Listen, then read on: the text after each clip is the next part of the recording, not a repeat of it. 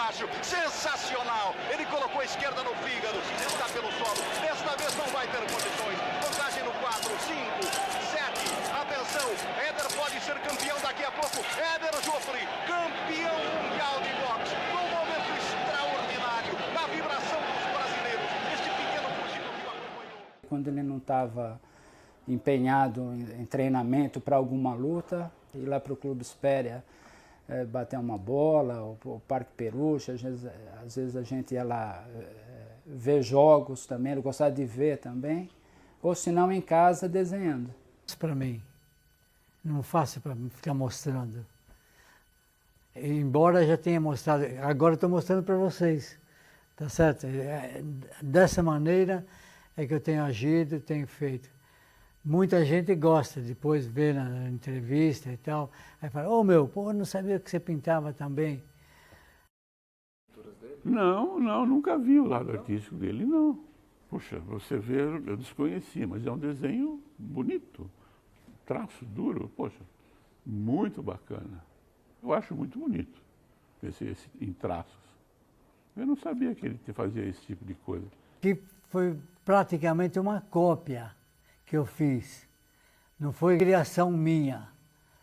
Foi um desenho, gostei. Falei, opa, eu vou desenhar também. Aí pus o quadrinho que ele tinha feito na frente e comecei a desenhar. Ah, isso aqui foi um neguinho, uma neguinha que eu fiz. Não sei se vocês estão gostando ou não, mas eu gostei. Eu achei legal, eu vi uma neguinha sentada no banquinho assim, aí eu falei, opa, deixa eu fazer um desenho desse. Isso aqui foi uma senhora que eu fiz, que eu copiei, não totalmente, não exatamente igual, mas eu copiei de um outro quadro. Eu gostei, falei, puxa vida, eu vou fazer isso aqui. Essa aqui é a mulher de mim. Essa aqui é a mulher de mim, a Maria Aparecida Joffre, que eu fiz. Eu vi que eu não fui só bom no boxe, que na pintura também eu sou mais ou menos. Aí trocou de profissão, foi lutar boxe. Outro direto direito, Éder pode, Éder.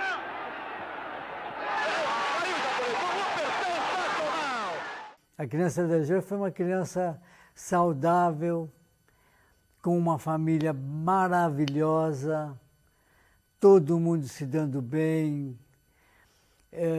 Era um garoto muito família, muito ligado aos pais, aos tios, aos umbanos, que era uma verdadeira dinastia do boxe brasileiro. Eu, garotão, corria atrás de balão, empinava papagaio, que você sabe, barilete, né?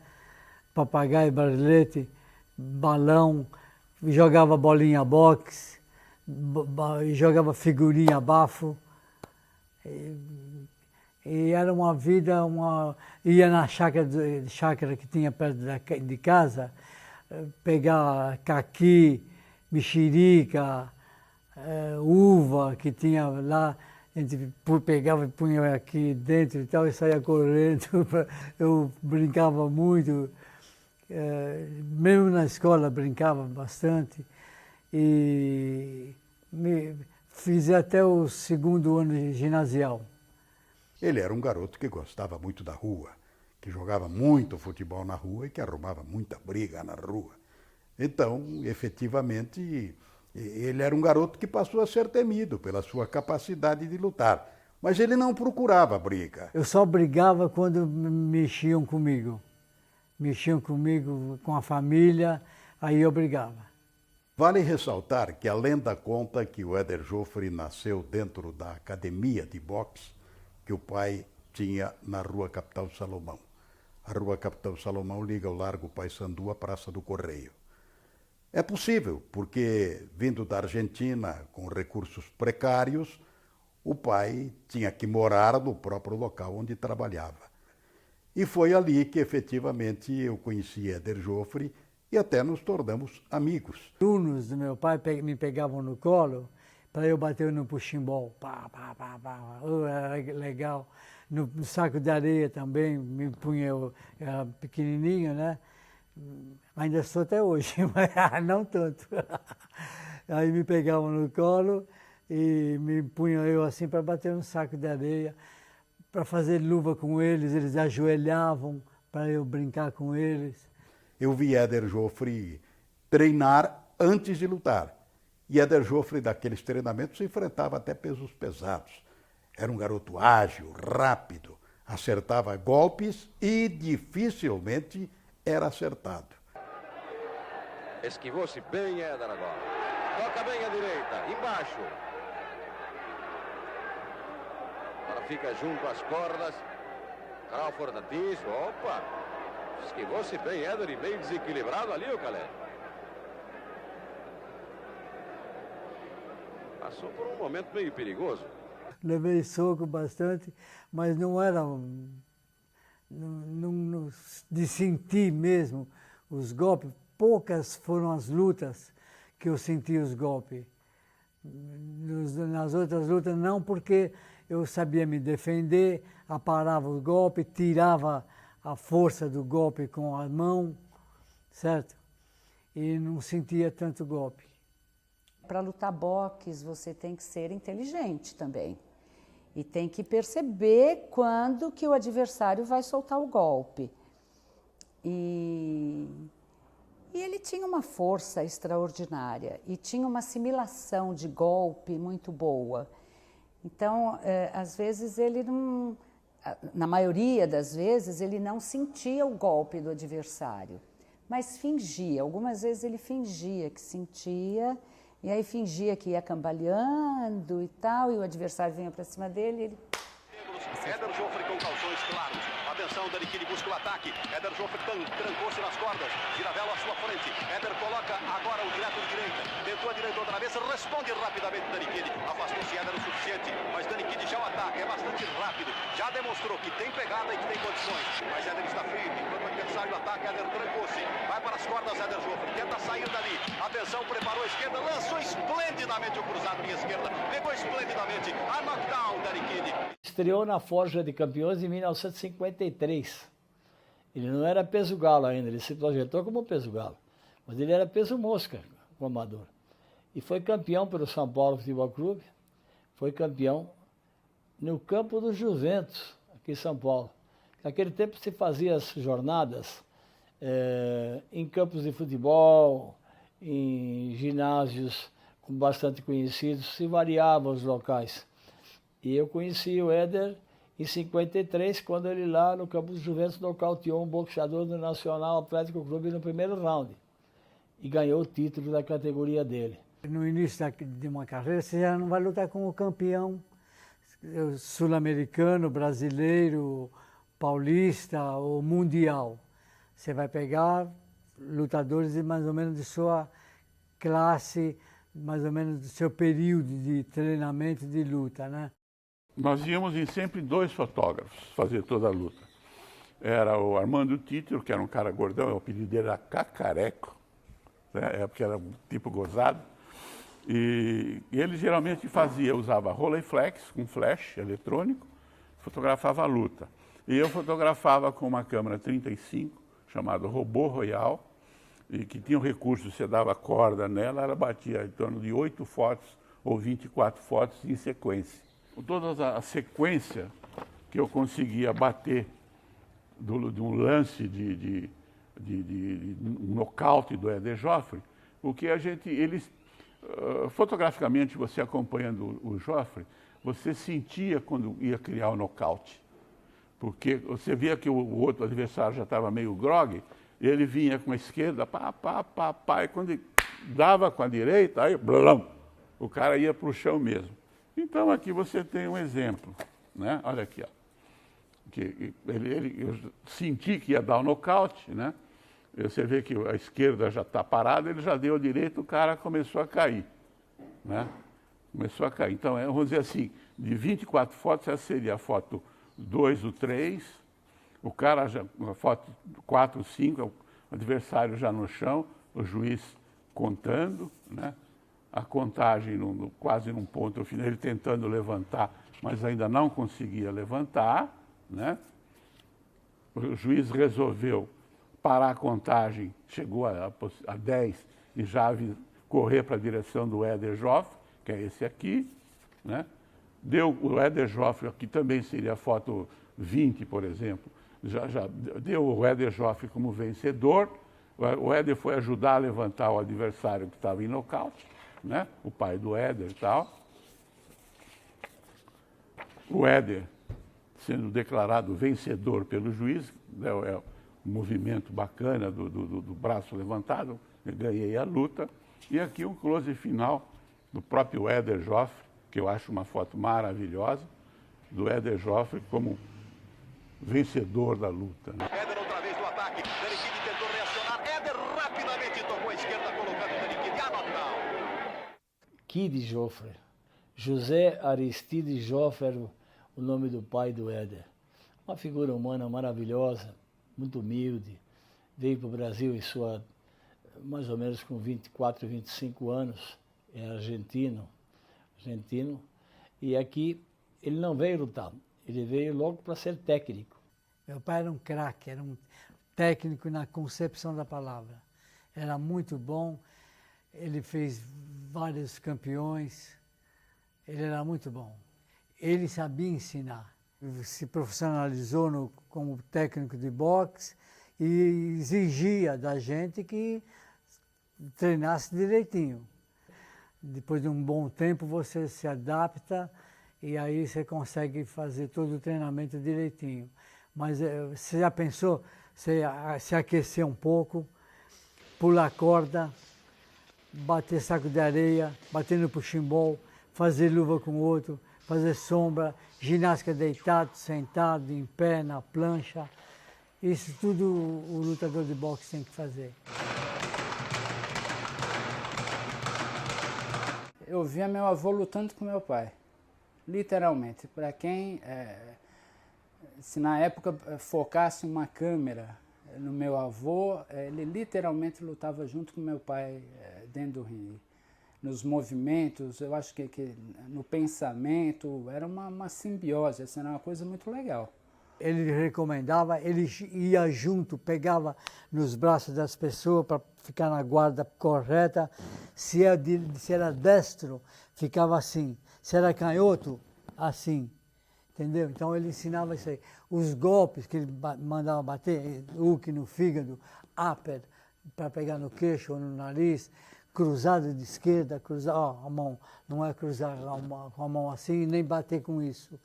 Todos os socos, todos eles, embaixo, em cima, de lado, seja o que for, é com essa parte da mão. Sempre aqui, ó, aqui, aqui, aqui. E foi técnico de várias e várias academias de renome aqui em São Paulo, depois também técnico de equipes paulistas, equipes brasileiras. O Kid Joffre foi um grande amigo, uma pessoa que deu um alento muito grande para o filho dele. E foi uma das grandes influências de Éder Joffre, que soube transformar aquele menino que num determinado momento poderia se encaminhar apenas para um briguento de rua, para um dos maiores pugilistas do mundo. Colocou-se nas cordas, naquela posição, poderia estar inferiorizado, mas ele sai colocando golpes, tentou a esquerda, esquivou-se rapidamente, faz o pêndulo, mas não saiu das cordas. O lance é perigoso, o Éder colocou a esquerda por baixo, sensacional! Ele colocou a esquerda no fígado, Eloy Sanches está pelo solo, desta vez não vai ter condições. Contagem no 4, 5, 7, atenção, Éder pode ser campeão daqui a pouco. Éder Joffre, campeão mundial de boxe, num momento extraordinário, na vibração dos brasileiros, este pequeno fugido que o acompanhou, Kid Joffre, Aristide Joffre, o homem que incentivou Éder. A história foi o seguinte, quando ele lutou contra Eloy Sanches, que foi a disputa do título mundial, 18 de novembro de 1960, no Olímpico Auditório de Los Angeles, eu estava lá, né? Eu estava sempre, né?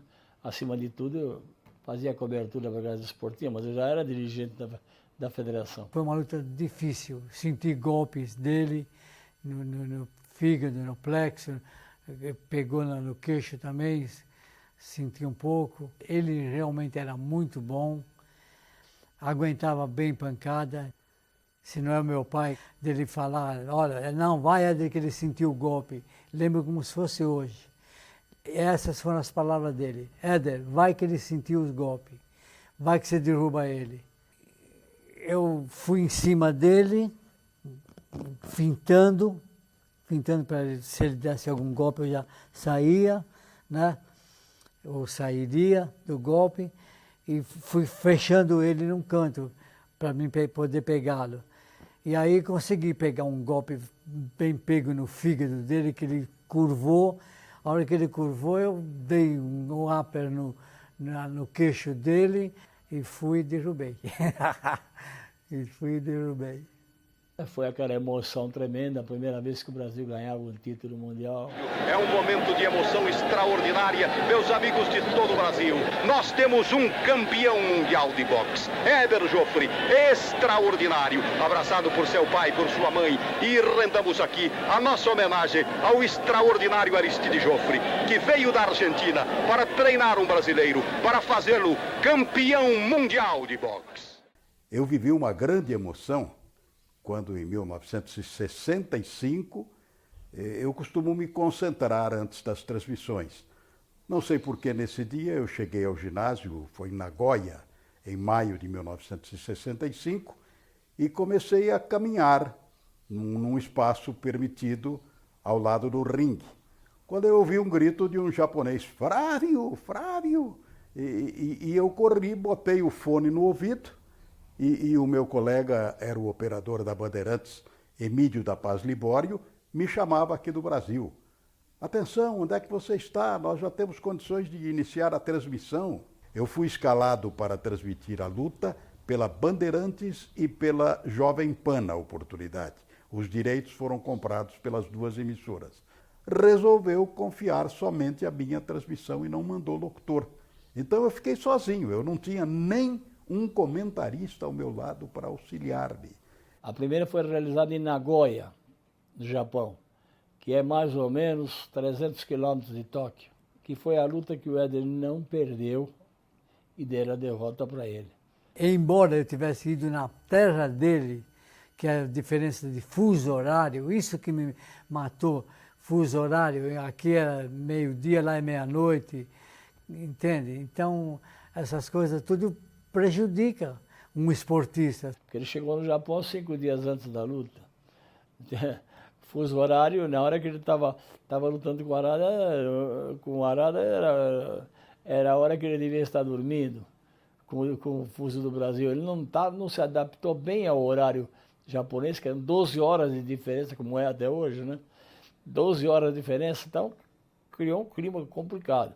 Na noite da luta, que você tem que descansar, esquecer o mundo, só se concentrar na luta, e aí um garotinho chorando, levanta, pega no colo e tal, né? Eu conheço a história, não lembro, evidentemente, era bebê, devia ter 9 meses, 1 ano, não lembro.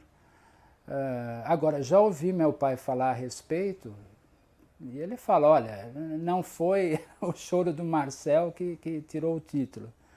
Infelizmente, foi uma luta complicada, e ele acha que ganhou. Os videotapes mostraram que ele ganhou a luta, mas infelizmente não levou. Porque os jurados eram japoneses e o árbitro também japonês. Foi uma decisão equivocada e que nos aborreceu muito o Brasil. Posteriormente, se alegou que o Éder teve que tirar muito peso, que chegou em cima da hora, problema de fuso horário, essas coisas todas. Então, fizeram uma segunda luta, mas aí foi em Tóquio, tá vendo?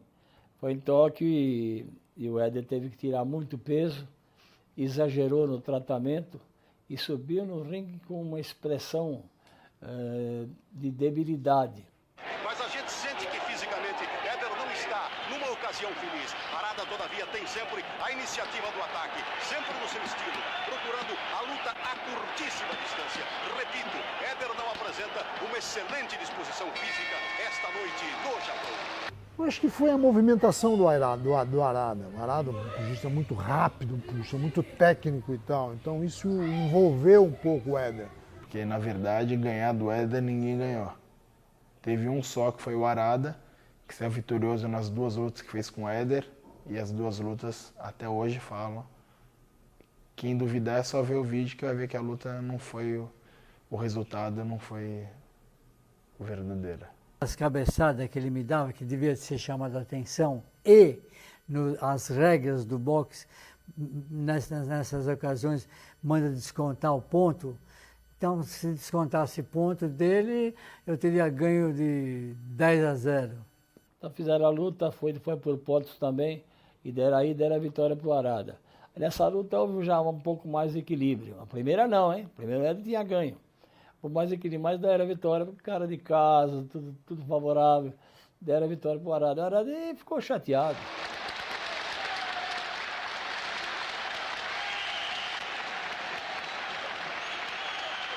Não sei se a derrota é boa, ela é doída. E meu pai sentiu muito, tanto é que ele parou de lutar durante um bom tempo, depois da segunda luta com o Arada. Ele ficou 3 anos parado.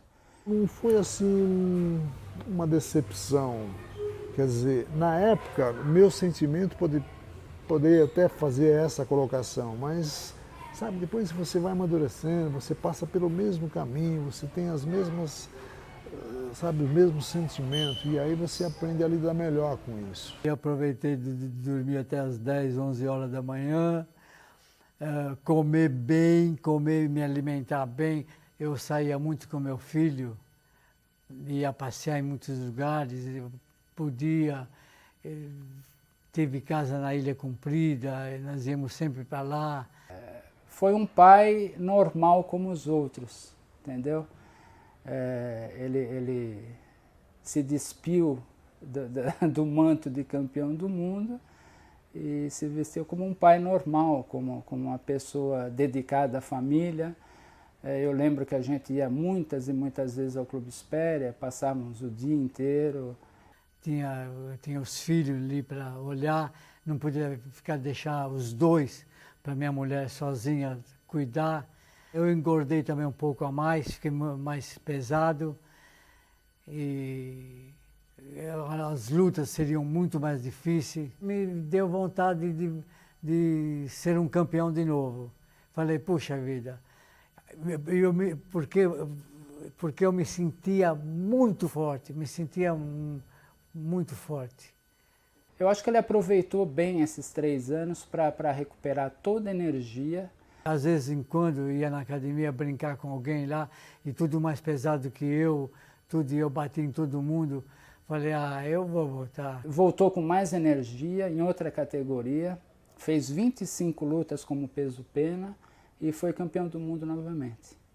Talvez se ele não tivesse perdido para o Arada, não teria essa consequência boa para a vida dele. Bom lutador esse espanhol, né? Vamos lá. Claro, por isso ele é campeão, Rui. É um grande campeão, mas encontrou aqui um outro cidadão cuja estirpe é insuperável. Final de luta. Final de luta, Éder Joffre. 141 pontos para José Negrão. 146 pontos para Éder Joffre, campeão mundial de peso-pena. Em 5 de maio de 1973, eu tinha 10 anos, estava presente no ginásio Nilson Nelson em Brasília e ele foi campeão do mundo pela 2ª vez. Estava forte, me sentia bem, sem preocupações de nada. E aí isso aí ajuda. O lutador de boxe é diferente de qualquer outro esportista, porque ele tem que ter a cabeça tranquila, sossegado, sem problema nenhum. Estar bem física e tecnicamente bem. Eu fiquei boa parte da luta ao lado do ringue, acompanhando, vendo aquela batalha, né? O José Legrá, meu pai tem 1,64 m, o Legrá tem 1,73 m, 74, é uma envergadura muito grande, deu um trabalho terrível. Eu lembro que faltando 2, 3 rounds, o filho do Katzinelson, que era empresário do meu pai à época, o Maurito, pegou, já me tirou, falou, não, vamos vestiário e tal, talvez me querendo poupar-me de alguma de meu pai perder a luta, eu, sabe, ficar transtornado, alguma coisa assim. E a gente foi para o vestiário. E a gente ouviu o resultado no vestiário. Ele voltou campeão do mundo, que desfilou em carro aberto, carro de bombeiro pela cidade inteira, aquele povo todo na rua aplaudindo. Foi a coisa mais linda do mundo. Você vê que tinha um brasileiro ali, que tinha feito tudo aquilo, aquela grandiosidade. Então você se sente orgulhoso de ser brasileiro. Que lindo, que bonito que foi o mundo comentando dele, o mundo inteiro falando dele. O boxe ele é apaixonante, sabe? Você começa a lutar e para terminar precisa muito sacrifício, porque a vida é uma só. E eu não queria, chegando nessa idade, ter remorso, ter arrependimento de não ter feito alguma coisa antes.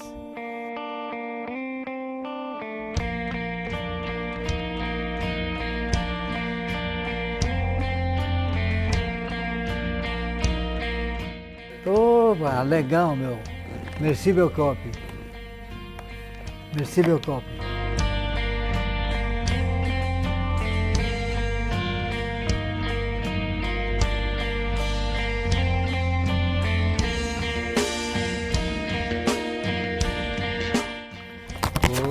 Olha. Matou. Que legal, meu.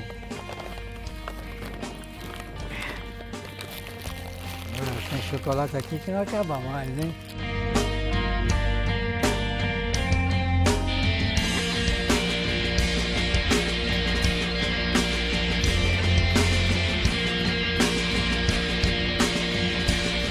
Aqui é bolacha, né? Bolachinha ali. Quer uma? Aceita uma, vai, vamos comer uma para ver se tá bom.